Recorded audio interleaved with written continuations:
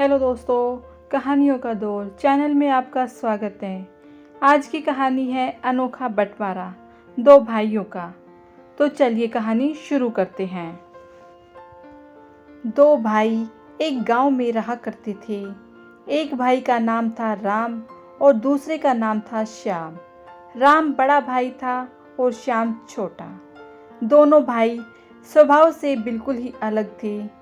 बड़ा भाई राम सदा मस्ती के मूड में ही रहता। वह मेहनत करने से हमेशा करता रहता था। लेकिन छोटा भाई श्याम बहुत ही मेहनती था। छोटा भाई श्याम ही घर का सारा खर्च चलाता था। बड़ा भाई छोटे भाई के मेहनत के पैसे पर मौज करता। श्याम बहुत सीधा साधा था और राम बहुत ही चालाक। श्याम जो पैसे कमा कर लाता उनसे लाए हुए सामान से ही राम की जिंदगी चलती। फिर भी श्याम कभी बुरा न मानता। राम खुद भर पेट भोजन कर लेता और श्याम के लिए बचा कुचा जो बचता वह छोड़ देता। लेकिन एक दिन कुछ ऐसा हुआ कि दिन भर का सारा काम करके थका हारा श्याम जब घर पहुंचा तो राम घर पर नहीं मिला। श्याम के पेट में चूहे कूद रहे थे। सारा रसोई घर खाली पड़ा था और खाने को कुछ भी नहीं था। भूख के मारे श्याम का बुरा हाल था। अपनी आंखों में आंसू लेकर वह घर के बाहर बैठ गया और किसी से कुछ भी नहीं कहा। गांव के प्रधान उधर से गुजर रहे थे। उन्होंने देखा कि श्याम उदास बैठा है। श्याम से उन्होंने पूछा कि क्या बात है। पहले तो श्याम ने बताने से मना किया, लेकिन प्रधान जी के ज़्यादा पूछने पर श्याम ने अपनी आप बीती कह सुनाई। श्याम की आप बीती सुनकर प्रधान जी की भी आंखों में आंसू आ गए। वह श्याम को अपने घर ले गए। पहले तो प्रधान जी ने श्याम को भरपेट भोजन करवाया और बोले, तुम सारा दिन इतनी कड़ी मेहनत करते रहते हो और तुम्हारा बड़ा भाई राम मौज मस्ती करता है। उससे कहो कि वह या तो कुछ काम करे अन्यथा बंटवारा कर ले। उससे अलग रहो और वह अलग रहे, तब उसे काम की और तुम्हारी अहमियत का एहसास होगा। श्याम को प्रधान जी की बात अच्छी लगी। उसने घर जाकर राम से बंटवारे की बात कही, क्योंकि राम जानता था कि बंटवारे से उसका ही नुकसान होगा, तो वह पहले बंटवारे के लिए तैयार नहीं हुआ। लेकिन श्याम के जिद करने पर राम मान गया और बोला कि अगर तुम्हें बंटवारा करने का इतना ही शौक है तो चलो बंटवारा कर लेते हैं। पिताजी हम दोनों के लिए मरते समय केवल 3 चीज़ें ही छोड़कर गए थे। पहली कंबल, दूसरी भैंस और तीसरी जामुन का एक पेड़। तो केवल इन्हीं चीज़ों का बंटवारा होगा। श्याम बोला, मुझे यह शर्त मंजूर है। राम बहुत चालाक था। वह इसमें भी कुछ अपना फ़ायदा ढूंढने की कोशिश करने लगा। उसने एक चाल सोची और बोला, कंबल को 2 हिस्सों में काटकर किसी के भी काम का नहीं रहेगा। इसलिए ऐसा करते हैं कि दिन में इस कंबल को तुम रख लो और यह कंबल रात को मेरे काम आएगा। इसी तरह एक भैंस को भी बांटा नहीं जा सकता, तो भैंस का आगे के मुंह का हिस्सा तुम्हारा हुआ और पीछे का मेरा। और अब बचा पेड़, तो जामुन के पेड़ के नीचे का भाग तुम्हारा होगा और ऊपर का मेरा। अब यह बंटवारा बराबर बराबर हो गया है। अभी भी कोई शक हो तो तुम मुझे बता सकते हो, राम ने कहा। श्याम बहुत सीधा था। उसे राम की चालाकी समझ में नहीं आई और उसे बंटवारा ठीक लगा। वह खुशी खुशी कंबल को लेकर अपने काम पर चला गया।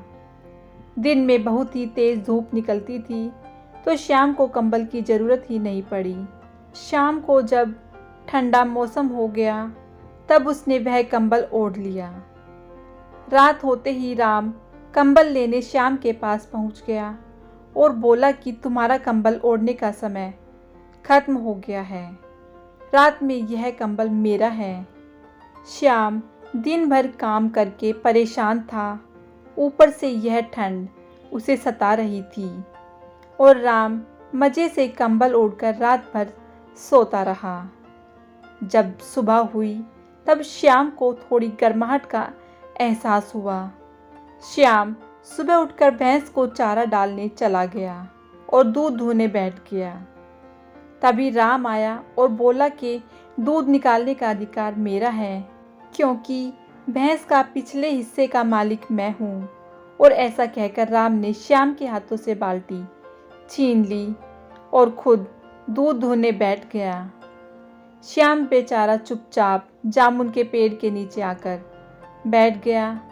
अब उसे बड़े जोर से भूख लग रही थी। जामुन का पेड़ बहुत सारे जामुनों से भरा था। जामुन तोड़कर खाने लगा। तभी राम आया और उसे डांटते हुए बोला कि तुम बड़े बेईमान हो, मेरे जामुन खा रहे हो। पहले तो तुम दूध धोने लगे और अब जामुन खाने लगे। क्या तुम्हें पता नहीं कि जामुन के पेड़ का ऊपर का हिस्सा मेरा है, तो उसके सारे जामुन भी मेरे हुए। तुम्हारे अधिकार में तो सिर्फ पेड़ की जड़ और तना आते हैं। इतना सुनकर श्याम को राम की चालाकी समझ आ गई और वह प्रधान के पास पहुंचा और सारी बात बताई। प्रधान जी ने राम को सबक सिखाने की योजना बनाई और श्याम को समझाई। श्याम घर पहुंचा तब उसने वैसा ही किया जैसा प्रधान जी ने समझाया था। उसने दिन के समय कंबल को पानी में भिगो दिया। जब राम कंबल लेने आया तो गीले कंबल को देखकर झुंझला गया और बोला कि अब मैं रात में क्या ओढ़ूंगा। श्याम ने भी कड़क कर जवाब दिया कि दिन में यह कंबल मेरा है, मैं इसका कुछ भी करूं, चाहे ओढ़ूं या भिगोऊं। अगली सुबह जब राम दूध धोने बैठा तभी श्याम ने एक लाठी भैंस की गर्दन पर जोर से दे मारी। लाठी पड़ते ही भैंस भड़क गई और राम के मुंह पर दुलत्ती दे मारी। राम जाकर एक ओर गिरा और दूसरी ओर दूध की बाल्टी। गुस्से में गुर्राता हुआ राम बोला, श्याम यह क्या मजाक है, पागल हो गए हो क्या? श्याम ने भी एक कड़कदार जवाब दिया और बोला कि भैंस के आगे का हिस्सा मेरा है, मैं उसका कुछ भी करूं, उससे तुम्हें क्या मतलब? राम श्याम की ओर हैरानी से देखता ही रह गया। थोड़ी देर बाद राम ने देखा कि श्याम जामुन के पेड़ को काटने जा रहा है। तब राम बोलता है, अरे श्याम, तुम्हारा दिमाग तो ठीक है?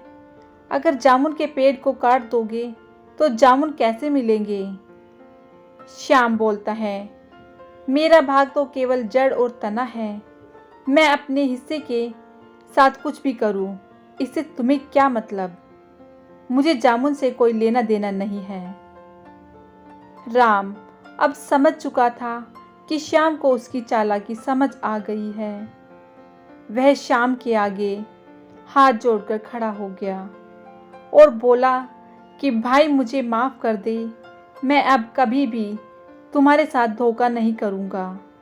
अब हम दोनों मिलकर ही रहेंगे और साथ साथ मेहनत भी करेंगे।